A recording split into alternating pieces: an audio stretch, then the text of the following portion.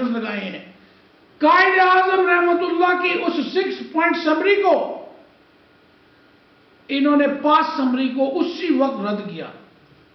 ویٹیکنز کے ایجنٹوں نے جو آج پنجاب، بلوچستان اور کے پی کے سرحد کے جو بڑے بڑے وڈیرے بدماش پڑے رہے ہیں، یہ اس وقت بھی ویٹیکن کے چوڑے اچکے تھے، یہ غدار تھے. آج دیکھیں غلام یوسف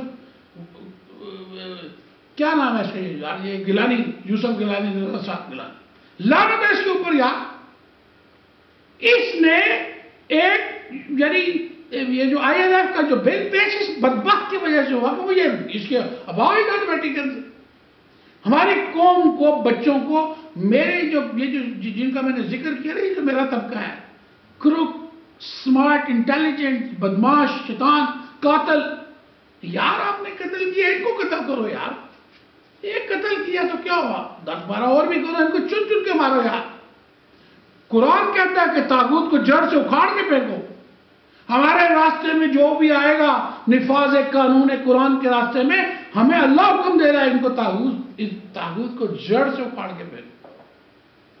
قائد اعظم محمد علی جناح نے جب وہ 6 پوائنٹس کی سمری پاس کی، مولانا اسد رحمت اللہ، یہودی خاندان کا سب سے بڑا چشم و چراغ، 1930 میں جس نے محترم علامہ اقبال رحمت اللہ کے کہنے پر بخاری شریف کا ترجمہ کیا، آپ کو انہوں نے پاس کر کے دیا کہ یہ 6 پوائنٹس اس کے تحت پاکستان میں نفاذ قانون قرآن، نظام خلافت راشدہ 100% لاز میں نافذ کیے جائیں گے.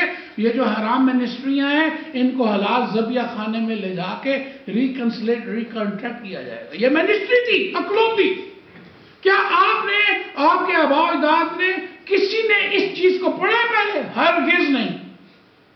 میں نے روز ٹی وی کی محترمہ ہیں بخاری، ہمیرہ بخاری، اور محترم ہمارے قائد میں ہمارے دوست، ہمارے عزیز پاکستانی قوم کے دانشور اوریا مقبول جان صاحب، وہ انچارج تھے جہاں ہمارا ریکارڈ رکھا جاتا ہے ہماری قوم کا. اس جلی ہوئی اس کتاب کو انہوں نے نکالا. ان کے پاس ثبوت ہے، میں نے فیس بک پہ بڑی جگہوں پہ ڈال کے رکھا ہے. بلکہ میرا تو یہ کیس ہے، میں نے تو اسلامی شریعت بینچ کے سامنے جا کے بڑے بڑے بینر لگائے گئے ہیں، اس کو فوری طور پر بحال کیا جائے، انڈو کیا جائے. نبی صلی اللہ علیہ وسلم جب مدینہ میں پہنچے تو انہوں نے وہ پہلا سٹیپ انجام دیا، جو پہلا سٹیپ قائد اعظم انجام دیتے ہوئے مارے گئے. ایوب خان جو ویٹیکن کا سب سے بڑا ایجنٹ شیطان تھا، اپنی پوری ایجنٹوں کی ٹیم کے ساتھ انہوں نے قائد اعظم رحمت اللہ کا قتل کیا کوئٹہ میں، آئسولیٹڈ وے سے. دوائی نہیں دی، گاڑی کے پٹرول نہیں ڈالا، مروا دیا انہوں نے ہمارے قائد کو، صرف اس بنیاد پر کہ 6 پوائنٹ سمری انہوں نے کیوں پاس کی ہے. ویٹیکن ہمارا ازلی دشمن ہے. اب ویٹیکن کی تشریح یہ نہیں ہے کہ وہ جہاں پوپ بیٹھتا ہے، جہاں بڑے سارے ویٹیکن سٹی میں پادری اکٹھے ہوتے ہیں. نہیں، ان پادریوں کے جو شیطانی باسز ہیں بڑے بڑے، جن کا نام ہے روتھ چائلڈ، جو دنیا میں پاکستان کے اسٹیٹ بینک کا مالک ہے، جس کا پھپڑ جمائمہ کا پھپڑ ہے ڈیوڈ روتھ چائلڈ. جمائمہ کے بچے نے ان کی ایک بچی کا تابوت پکڑا ہوا ہے، میں نے وہ فیس بک پہ لگایا ہے.